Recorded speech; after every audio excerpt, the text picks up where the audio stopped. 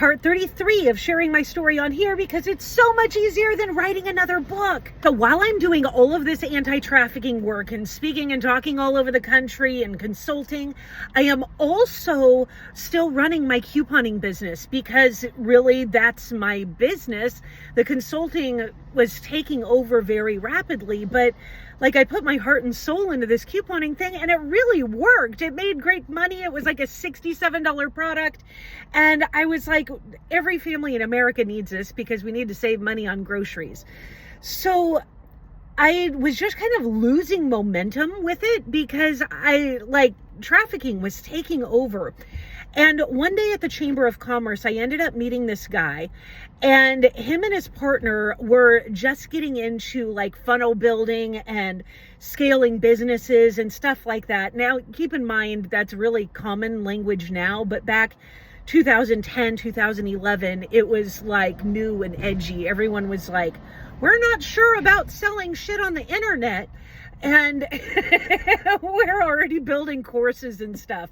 And it was fun. And it was fun to find someone that like understood what I was talking about.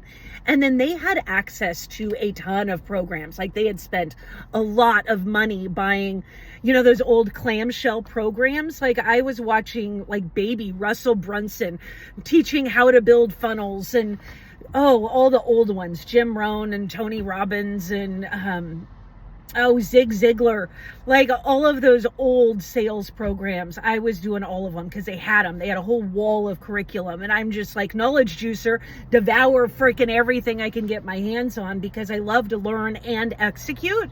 Because the primary question throughout my life has always been, what is healthy? You can look at capitalism at any point and see, oh, this isn't working. Like I could look at it. I was looking at it 20 years ago. And I'm like, I am not going to go get a normal job. Like that doesn't even make any damn sense. Like I can't handle sitting at a desk for 8 or 10 hours dealing with bullshit.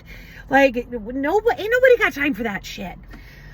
Oh, if it don't make dollars, it don't make sense. I'm just going to keep throwing one-liners at you. I had to roll all my windows down. It's too damn hot here to be sitting inside in a humid car. So I end up merging my business with them, and I don't remember what the deal was. I gave them like a part of the business in exchange for them operating all the shit. And we rebranded, and oh my God, I did one of the worst videos I've ever done in my entire life. I'm going to have to put it in here because it makes me laugh so fucking hard. And curiously, if for no other reason, you want to know what the fuss is about. Like, do not give me a script. It does not go over well. So we end up rebranding and we are selling it as a funnel, and it just never really goes anywhere, partly because both of their mothers end up getting sick. And throughout the course of we were only working together for like a year, the last 6 months are both having to care for their mothers. And finally at the end of the year, they were like, you just need to take the business back because we can't do anything because her mother's died. And I'm like, this business has killed 3 mothers now. The business didn't, but clearly everyone that comes in contact with this business, their mom's gone. And that's freaking weird. So I ended up just putting it to the side. I was just like, trafficking stuff is going so much better and faster, and the consulting's really going places. I'm just going to set this aside. Oh, I had also been burned really bad. This was a story I didn't come back to that I needed to come back to. The original person who I had build my website, I paid him $5,000 to build my Money Maniac couponing system website, and it was a beautiful website. He did a great job. It was old school. We didn't have drag and drop builders. We built on WordPress, and it was a full e-commerce site, which is why it was $5,000. And about 6 months to a year after it was done, his wife has an entire website about couponing, and they had taken my program, my workbook, and literally, they didn't even edit it. They just copied and pasted it into her website for free. So not only did I pay this dude, and I gave her a copy of it because his wife, because he had a bunch of kids and they had adopted kids. And I was like, they just took my entire program. He turned it into a blog for her and was taking all of the credit. I was stunned because it was like exact plagiarism. It wasn't like, oh, they took the gist of it. They literally copied and pasted. My writing is unique. Like, you can tell, like, when I use AI, and I don't really anymore, but you can tell the difference between when I'm putting my effort into writing and something that's not even me. Like, even if someone else, I've had other people write for me, like ghostwriters, and that doesn't work well either, which is why when I published my book, I published raw and unedited because I had gone through 4 editors trying to find someone that just understood the concepts that I was saying, and they weren't getting it. And oh, there's so much with that. And it's so irritating because I just want to say what I want to say without being edited.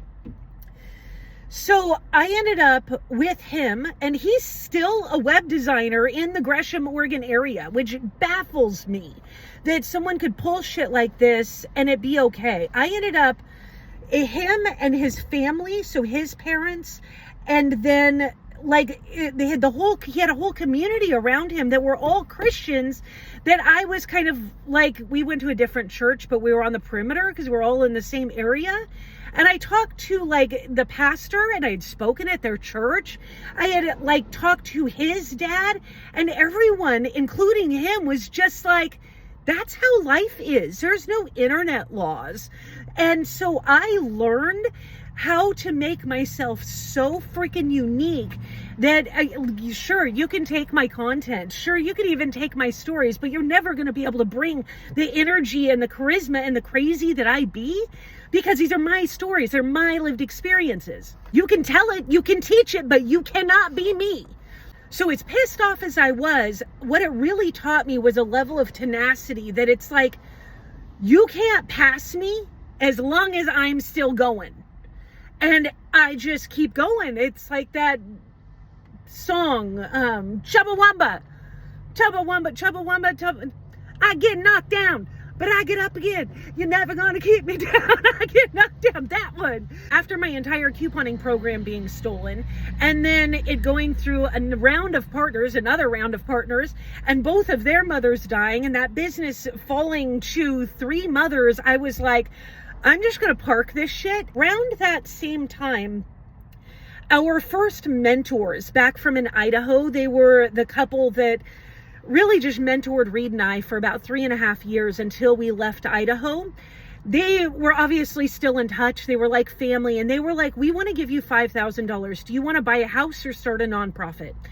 And we had to really think about this for a while, because it was not a good time to buy a house. $5,000 really wouldn't have got us much of anything. The only house that we were qualified for was like 900 square feet, and it was right on a freeway off ramp. And I was like, that is just not going to work. Let's do the nonprofit, build the nonprofit and the consulting, and then we'll buy whatever house we freaking want.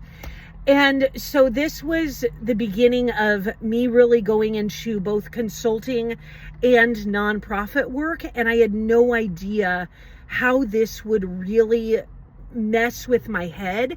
It must have been around 2011-ish. And the shift in marketing from being for-profit to also having a nonprofit is one of the most brutal things I've ever experienced for my money mindset. Nonprofit work just in itself is exploitive. And we're going to go into that next, because it's really rough. And I think we could get a lot more accomplished if we taught people how to be financially literate, how to do sales in an ethical way, how to provide for ourselves, really contribute, and know that our contribution to society is worthy of receiving resources, because we all need to survive. And that was really this next journey. And God, I worked harder than I'd ever worked in my entire life. This is where I edge into complete burnout.